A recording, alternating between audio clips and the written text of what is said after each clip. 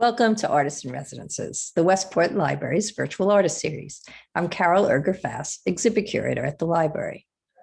In this episode, Miggs takes us back over to Firing Circuits and the spacious, light-filled studio of abstract artist Claudia Mengel. Several years ago, Claudia left her corporate career as VP of Creative Services at JPMorgan Chase to concentrate on her art full-time. And now her large, vibrant, abstract paintings and prints hang in many private homes and offices all through the tri-state area. And she also exhibits at galleries throughout New England. Claudia has spent years studying with several prominent American printmakers and artists, and it's not surprising that, in addition to being a prolific painter, she's also an instructor herself. When COVID started and Firing Circuits locked down, Claudia moved her workspace to her garage at home. But that didn't slow her down. In fact, just the opposite, with the change in location serving as fresh inspiration for a whole new series of paintings, all of which grew out of being quarantined at home, forcing her to look with a fresh eye at the world which was right in front of her. And then back in her studio, the simple view from her window to a yard 2 stories down provided another creative spark as she watched and documented and then interpreted the landscape as it went from a lovingly tended garden to an abandoned, overgrown lot. You can really see in this series how a landscape seems to literally dissolve into her abstracted compositions full of color, movement, and texture. Now, let's join Miggs and Claudia, where we can explore this beautiful new series right up close. Thanks very much, Carol. We're really pleased to be talking to Claudia Mengel today and getting a look at her studio and her work, which she's been doing some phenomenal abstract work and some amazing things during COVID. And I think we're going to get an up close and personal look. And her, with her personal camera person, Diane, is going to help us out here. Hi, Claudia. Hi, Miggs. Thank you for having me. And I just want to say thank you to Westport Library for doing this Artist in Residence series. We just love the Westport Library, and we're so appreciative of all the great work and interesting things they're doing for our community. Yeah, they really do. And this series, which Carol initiated, I think we've done, I don't know, I guess, but 30, maybe 30, more than 30 interviews. And yeah, it's such a great way to get to know an artist in ways people can't. I mean, there's studio tours occasionally in healthier times, but even then it's limited access. So this is great. So where are you situated right now? Where are you is this a studio, your house, Yeah, so I'm in my studio here at Firing Circuits in Norwalk, and this is primarily the place where I come every day to do my work and get energized for all the different paintings and prints and just creative work that I do daily. And do you still, I know you've been a teacher, do you still do that? Do you still teach? Yeah, yes, I'm teaching. I have about 8 artists that I work with during the week, and we are really experimenting and exploring different ways of creating abstract work. Most of them that have been studying with me have come from more of a representational background, and they've wanted to expand their thinking and the knowledge of abstract painting. So it's really been a fascinating journey to witness how they take one point of view and technical way that they've been working and expand it into doing abstract work. It has been quite a journey, not only for them, but for me, understanding how people just have to really be allowed to have this freedom and place of exploration to do abstract work. And it's actually brought me back to some conceptual things that happen in abstract painting, that you still need good composition, you still need good color mixing, you still need all the basics that you have when you set out for representational work. And so now the students are able to explore it in a whole different way. And it's not only been fun to watch them explore and get a voice in it. But it's also helped me in my own work to really pay attention to the things I'm teaching, to then come back and say, am I doing it in my own work?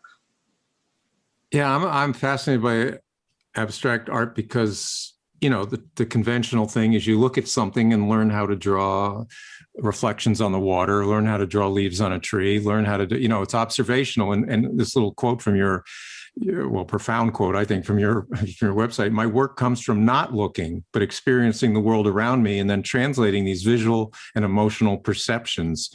So it's so counterintuitive.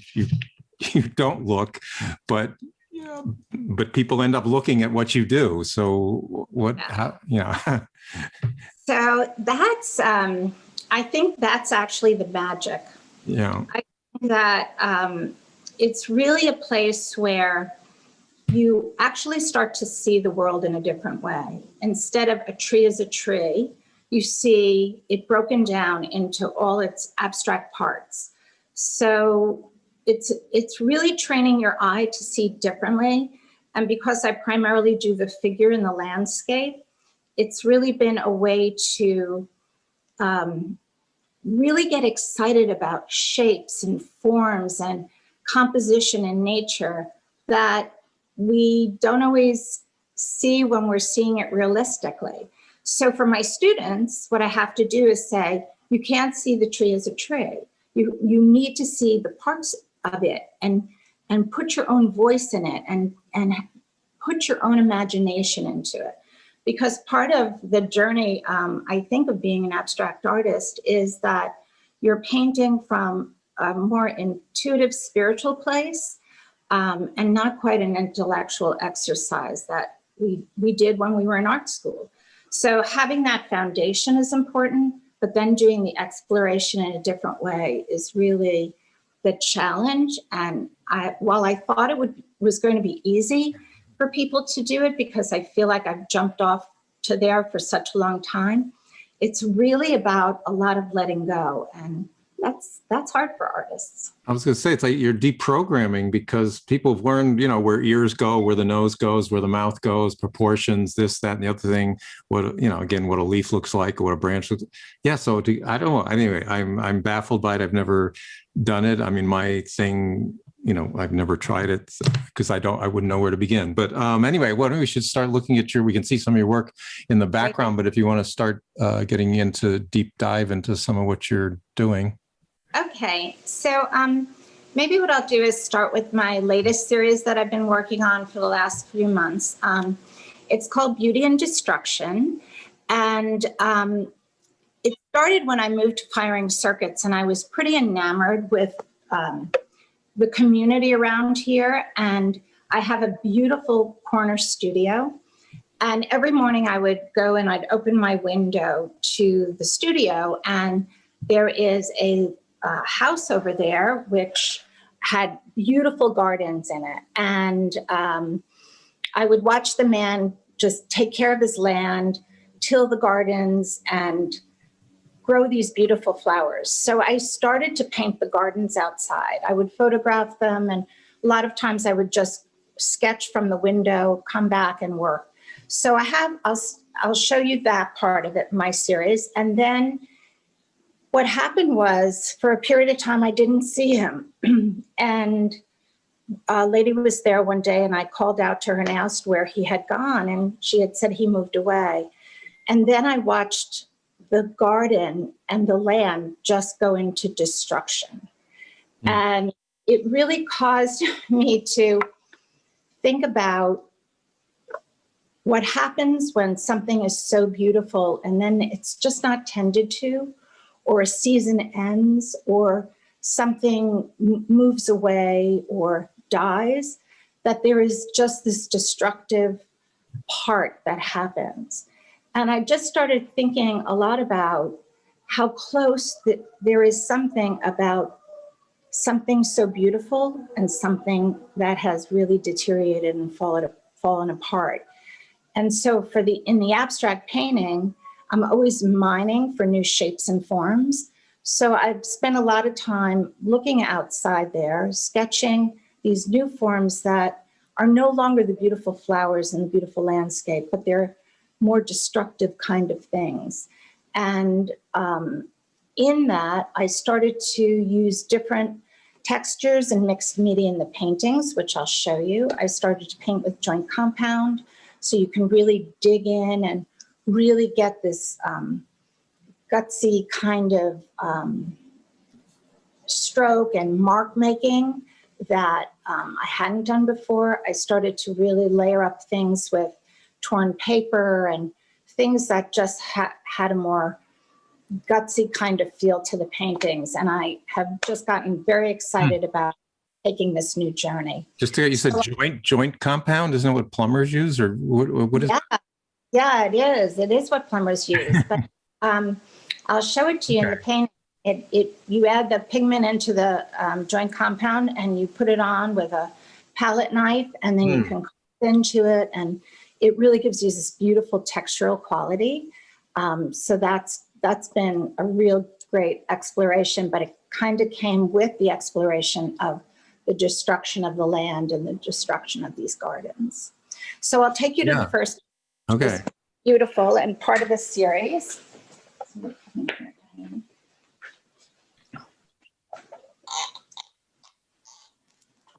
So this was done several years ago when I moved here, and I did a series of these gardens, and they're really taken. I'm on the second floor, he's on the lower floor, and so I have more of a perspective of looking down on the landscape than straight at it. So this is part of what came out of the beauty. And I did a series of these paintings. They were very light, very vibrant. This was all taking place in springtime. So there was lots of color, and he had really great, beautiful furniture out there. And he just really used his land on this little plot of land. And then after he moved away, as I talked about, it went into destruction. And I'm just going to take you to the window to show you what the plot looks like. And Miggs, I think you have a picture of the beauty part of it that I sent you, of where he had these beautiful gardens. I think everybody can see that. Yeah. So it's, there's some, I don't know, flowers, but there's some pink, what are they, gardenias or tulips? I don't know what they are, but anyway. Yeah. Beautiful. Okay. And there's kind of a cobblestone path and all these great flowers. Yeah. Now we can zoom over and you can see the destruction. Oh my. Yeah. See how someone has just left this land. There's no longer flowers. The cobblestone path is all geared up with weeds. It's just really kind of gone to shambles. And yet within this space, I've been able to really mine some beautiful shapes and forms. And this is a series of paintings that are corresponding to that. Oh, nice. Yeah. And Diane, could you pull in, like, so you see some texture there? Just get real close for a minute or a second, just to get. Oh yeah. So is this the joint compound that has all that body to it? Yes. Yeah. Wow. Look at that. So you really dig in. Not only do you move it around, you dig into it. It looks like, right?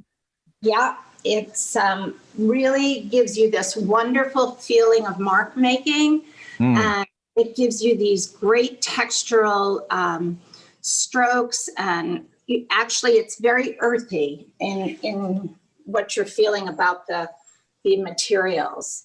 And then down in this area, which Diane is showing you now, is these beautiful layers that I'm putting in with tissue paper and joint compound and paint, and just building up these sections. So as I sketched some of these interesting areas, and part of these beautiful blues that are in here now are that there was a pool, like a blow up pool in there, and that's kind of in here. And so I was really trying to do the juxtaposition between the beauty that was once there, and there is still beauty there on some level, and then just how things got really pulled apart. So this is actually the first of the destruction series I did. This is another one that will actually, again, taken from an aerial shot. And this was the driveway area. This was the house and the trees back here. This was the gardens that once were. So there's a lot of underpainting to this painting. I started with these bright, beautiful colors of the flowers, and now I've kind of gone over it with all the things that were kind of destroying it. So I'm just working on back and forth levels of it. Yeah, it's kind of a meditation on this, whatever age of destruction or what. I mean, it's one of those fascinating subjects that, Stephen Wilkes, the photographer, did a book on Ellis Island, and it was all the deserted buildings, the most beautiful pictures I've ever seen, but it's all about desolation and decay. But how do you make that beautiful? But you obviously do. Yeah. So there's that fine line, right? And it makes you think about a lot of things that are going on our planet right now. So it really takes on a lot of levels and a lot of layers. Yeah. This is another one that is also from that series. So these are big paintings. So do you have, you've got to have do you work out? I'm just sort of a weird question, but your arms are, covering a lot of territory. Or do you work in tiny little square inch at a time, or do you broad strokes? Well, these paintings are massive. This is 70 by 70. They take a long time to do. I don't flip them that often because by myself most of the time, but I do get helpers that I recruit to help me flip them. Right. Because a lot of times I work all around the painting. So, but this had a representational type of painting behind it that I started with first. And then I started to put the other layers on to abstract it out as I moved along. So part of what's important to me in my work is that you see the process that I go through. So I don't really cover up or hide where I start and obviously where I end up. But so a lot of this area of these kind of like organic flower type of things had started there. A lot of it gets knocked out in other places. So there's a lot of layers behind things because I don't want to hide the beginning.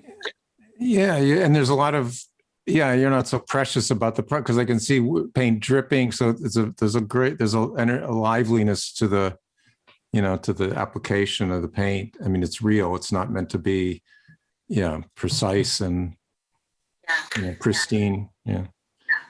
So anyway, those are the pieces primarily. This is another one that's an aerial shot taken of that plot of land. So there's similar composition going on in the paintings, but at different times and points of view from the process. Yeah, that's Background again. This this came from the plot down there. There were garbage bags down there, so I brought them up and. Was that some lettering? It's hard to see here. Give me a little. Yeah, it is. Oh. It was a garbage bag that was I see. It was on the property, so I collected. So just really working with the different materials to get these paintings to come together and have a life to it. I love that tiny little accent of realism right in the middle of this abstraction. Yeah. So I could take you now. Yeah. To the work that I've been doing during COVID. A year ago I started. If you want to put up my garage shot. Yeah, okay. Here's the garage shot. Okay. And what do we, is this at Firing Circuit? This is in your house, right? This is in my house. Artist, we can't not be with our children. We have, Yeah. we have to get with them. So it was pretty cold in March, but I set up a studio in my garage and was able to have the garage door open. I ran a heater during the winter and the colder months, and started to then say, okay, what am I going to paint? And I thought, well, I'm going to paint my environment here because I never painted my environment at my house, or really spent that much time paying that much attention to it. So spring was coming, April was coming, May was coming, primarily when I started to do this work. And I really started just doing these garden paintings that were on my property and on neighbors' properties that I could see, and just started to do these abstract landscape paintings of my house and the environment of my house, because that's where we all were. So I thought, if I'm here, I should get to know it.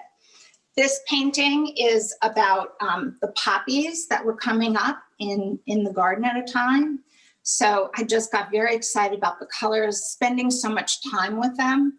So I was constantly going into my gardens and seeing what was new and what was coming up. And these paintings are just a observation of that space and kind of wanting to be joyful in a time when we were all, deeply concerned. And I have a daughter who was working in an ICU unit.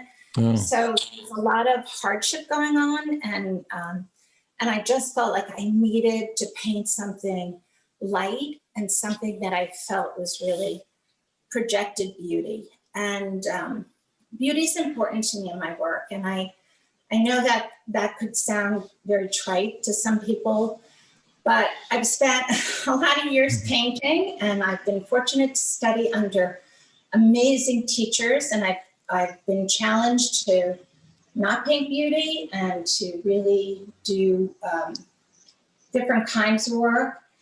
And I am grateful for all of that. But when the end of the day came and I had to tell the truth about my own work, beauty was important to me. Yeah. So that's where I am now, painting this. Yeah, what comes through? Yeah, go ahead. So these are more paintings also of the garden. This has a little more structural form in it. It's not quite as fluid. This is before things were really popping up, but the skies were bright and the days were nice. And then these paintings here were actually part of some days I would paint right at the edge of the garage in the storm. And there was just lots of wind and things going on in the spring that were, just bursting through. So these are all about that kind of movement and bursting through that was actually happening too. This is also another one. Yeah, no, I just had one question because I've said it with my own work, but people, I'm curious, how do you respond if somebody looks at your work and they go, oh, I know what that is. That's a babbling brook and that's a frog and that's a thing. And they try to, formalize it. And do you just let them have their way or do you say, no, that's not that at all? I would probably like to tell them it's not a frog or a house. But I kind of love the journey of everybody going into the work and seeing what they want to see in it. Mm-hmm. I think in abstract painting, it's so important, or I think part of the magic of it is that you're constantly seeing different things in it, and you're constantly going into the work and coming out of the work and moving back and forth. And I find that that's what most people do in response to my work. They kind of take a journey, and people who have lived with my work say that they see something different and they get excited about that. And that to me is Yeah. powerful. No, that So is. That's exciting. that was Yeah. very powerful. Yeah, I'm sorry I interrupted you and you're moving on to another piece there, but Yeah. So this is more of the series I did during COVID also. And once again, just finding these new forms and relating to the space around me that I didn't really slow down enough to really pay attention to it as much as I was almost forced to. So that was an exciting part of getting out every day and going downstairs and having a studio at home. I haven't had a studio at home in a very long time, and there was something quite wonderful about it that I didn't think was really going to happen. But you could just jump down for a couple hours and then run up, and there was something fun about that too. do you need like total solitude? Is the family kind of barred? I've said this before, but I grew up in a house. My father was an artist and illustrator, and he worked at home, which everyone thought I was so lucky to have my father at home, but I never saw him because you were not, off limits. The studio was off. I mean, do you need solitude, or do you mind people walking in and looking while you're working, or? So I don't mind having people come in, but I do have a rule with my students, and it has been a rule that kind of was set when I've studied with some wonderful professors, and that is that you can't just comment about somebody's work. You have to ask permission to. And I find that because sometimes people aren't at a place where they want to explain the work or even talk about the work because they're in a process with it. So if somebody has something to say, they need to say, may I say something about the work? And then it allows a person to either have a dialogue or say, you know what, I'm not ready for a dialogue yet. Oh, that's smart. That's kind of something I do with my students. As for me, I'm pretty much in solitude here in my studio during the day working. And I think like a lot of artists, you just get into that zone and you're in it. And I feel it's so great to be an artist to be able to do that. Because what a privilege that we get to make this work and create things that are important to us that we can put out to the universe and just get it out there. So I feel to be an artist. Yeah, and I've looked, on your website, we should mention it's Claudia Mengel Art, Mengel, ClaudiaMengelArt.com. And it shows some of your work, in homes and in, it looks like corporate offices. And, your work looks amazing in some of these kind of contemporary places. But I was just curious, have you ever seen your work what's the strangest, I don't know if strange is the right word, the most unexpected place your work has been, purchased and hung, like in an old barn or something like that? Any weird stuff? It's usually because I feel privileged that some of my work, and it's 2 paintings are on the website, but there's a series of work that was purchased for a building in Philadelphia, a Robert Stern building. And that was really an honor and a privilege because it was a juxtaposition of an old deteriorated building that they renovated to a beautiful glass portion of it. But one of the strangest things that happened to me was sometimes when an artist's work gets purchased, they don't always know where it goes. If it goes through a gallery or a rep and I was on the phone talking to somebody, and I was walking to a meeting in New York, and I was in a hurry, and I looked up, and in this lobby of the building was one of my big paintings. I looked up and I go, oh my God, that's my painting. And I was by myself, and I had no idea that it was there. I didn't know how it got there. I don't even really quite remember what placed it there. But that is such an odd thing to see, as I call him, one of my children that I had a really long time, and all of a sudden I just ran into it on the street. And that was that was a gift. Yeah, you got to experience it the way a passerby would, sort of be surprised with it and just, engaged with it. Yeah. Well, we've got a few minutes. Is there anything left you want to see for the next 2 or 3 minutes? Otherwise, if there's anything we didn't look at, or otherwise, I think it's just been great to just engage with you, and I feel excited that I'm able to share my work.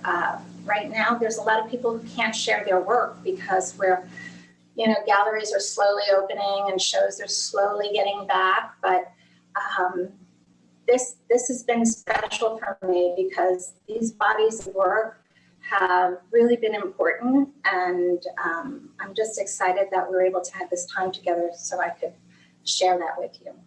Yeah, well, no, and we appreciate it too. And, not to embarrass Carol and give her an aw shucks moment, but, Carol's bright idea to do this. And I think for COVID, but it's going to carry on, I think, beyond that, because people enjoy it so much. And artists like yourself have been so willing to share their work. Sometimes, you'd expect an artist would say, oh, no, I don't want you to see how I do what I do. And it's so great to be able to share. Obviously, not everyone can't do. Every artist does what they do. No two artists are alike. There's different process, different approach, different emotions that go with it. So that's always the endless fascination with seeing an artist studio. It's not like scene one, seen them all.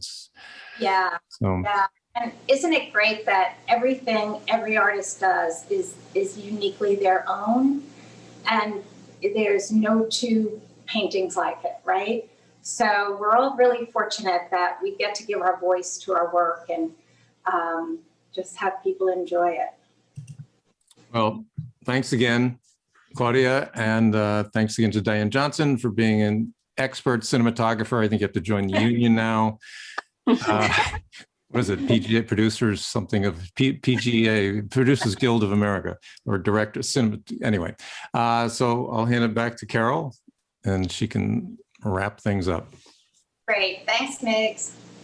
Thanks, Claudia, for sharing your amazing studio with us today. And thanks to Miggs, and thanks to Diane for being our camera person. To see more of our Artists in Residences videos, check out the library's YouTube page, Westport Pub Lib, and search for the Artists in Residences playlist. Thanks, and hope to see you back at the library again soon.